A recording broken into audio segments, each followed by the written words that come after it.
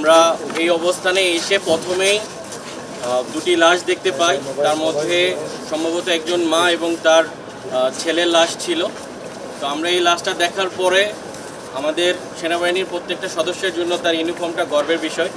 তো আমাদের ওই সময় আসলে আমাদের গর্বের চেয়ে ওই মা এবং ওই স্টুডেন্টের সম্মানটাকে আমরা প্রাধান্য দেওয়ার চেষ্টা করেছি এবং সাথে সাথে আমি এবং আমার সাথে যে সৈনিক ছিল, সৈনিক আশিক, আমরা আমাদের দুজনে ইউনিফর্মটা খুলে তাদের সম্মান রক্ষার্থে আমরা কাজ করার চেষ্টা করি এবং ওটা করার পরে আমরা আমাদের উদ্ধার কার্যক্রমগুলো পরিচালনা করি।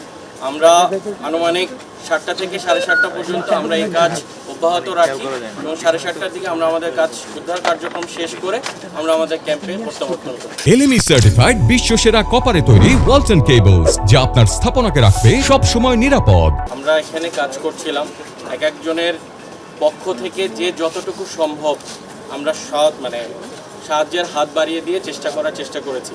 এখন সঠিক সংখ্যাটা স্কুল কর্তৃপক্ষ এবং যারা হসপিটালে আছেন তাদের সমন্বয়ে আসলে সঠিক তথ্যটা আপনারা পেয়ে যাবেন। আসলে আমরা উদ্ধার কার্যক্রমটাকেই মেইন ফোকাসে রেখে কাজ করেছি। কতজনকে আসলে নিয়ে যেতে পেরেছি বা ওই সময় আসলে আমাদের আর ওইটা কাজ করে নাই। আমরা যাদেরকে সামনে পেয়েছি তাদেরকে একটা নিরাপদ স্থানে নিয়ে যাওয়ার জন্য কাজ করেছি। আমরা এখানে আনুমানিক 2 থেকে 3 মিনিটের মধ্যে আমরা পৌঁছাই, যেহেতু আমাদের ক্যাম্পের লোকেশন আপনারা সবাই জানেন 100 থেকে 150 গজের মধ্যেই, যার কারণে আমাদের আসতে খুব বেশি সময় লাগে না। আমরা 2 থেকে 3 মিনিটের মধ্যে আমরা উপস্থিত হচ্ছি। আগুনের ভয়াবহতাটা এখানে যেই এয়ারক্রাফটটা যে জায়গায় ক্র্যাশ করেছে সেই জায়গায় তো আগুনের প্রজ্বলনটা ছিল, সাথে তার সামনেই দুটি লাশ পড়েছিল। আমাদের এই স্পটে এসে আমরা প্রথমে এটাই দেখতে পাই যে আগুনটা হচ্ছে স্কুলের যে কক্ষটাতে আগুন জ্বলেছিল এবং তার সামনে দুটি লাশ। এটাই আমাদের প্রথম দৃশ্য এই স্পটে এসে।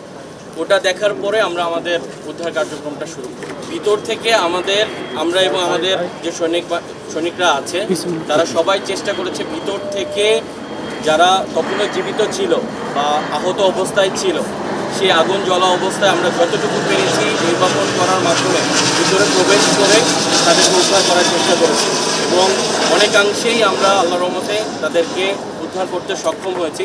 যেটা আপনারা এখন হসপিটালগুলোতে খবর নিলে দেখতে পাবেন যে বিপুল পরিমাণের ছাত্রছাত্রীরা তারা এখনও হসপিটালে চিকিৎসাধীন অবস্থায় আছে। তারা মূলত আমরা যখন এসে দেখি যে তারা স্কুল এই বিল্ডিংয়ের ভিতরেই ছিল এবং কৃতজ্ঞতার সাথে আসলে বলতেই হয় এই স্কুলের যারা স্টুডেন্ট ছিল তারা আমাদেরকে যথেষ্টভাবে সহযোগিতা করেছে। তাদের সহযোগিতা এখানে আমাদের সেনাবাহিনীর সদস্যর সাথে তাদের যে সাহায্যের যে হাত এটা কোনো অংশেই কম না। আমাদের সেনাবাহিনী আপনারা সবাই জানেন যে হচ্ছে উদ্ধার কার্যক্রম শেষ করার পরে সর্বমোট 25 জনের মতো আমাদের সৈনিক অসুস্থ হয়েছিল, বাট ক্রিটিক্যাল পর্যায়ে কেউ নেই। বর্তমানে 11 জনের মতো সৈনিক আমার এখনও ঢাকা সিএমএইচে চিকিৎসাধীন অবস্থায় আছে। আমরা এখানে যেই স্কুলে যে গ্রিলটা দেওয়া আছে, যেই আপনারা দেখবেন যে হচ্ছে বারান্দাগুলোতে গ্রিলের মাধ্যমে আছে বা 2 সাইডে গ্রিলের মাধ্যমে তাদেরকে ক্লাসের বা হচ্ছে স্কুলের যে পরিধিটা ছিল আমরা ওটাই ভেঙে মেনলি স্লাইডিংয়ের একটা ব্যবস্থা করি, যেটা আপনারা দেখেছেন। এটাই মেনলি আমরা ওখানে তাৎক্ষণিকভাবে ওটা আলাদা করে না, এখানে স্কুলের যেটা ছিল সেটাকে আমরা ব্যবহার করে মেনলি ওটা করার চেষ্টা করেছি।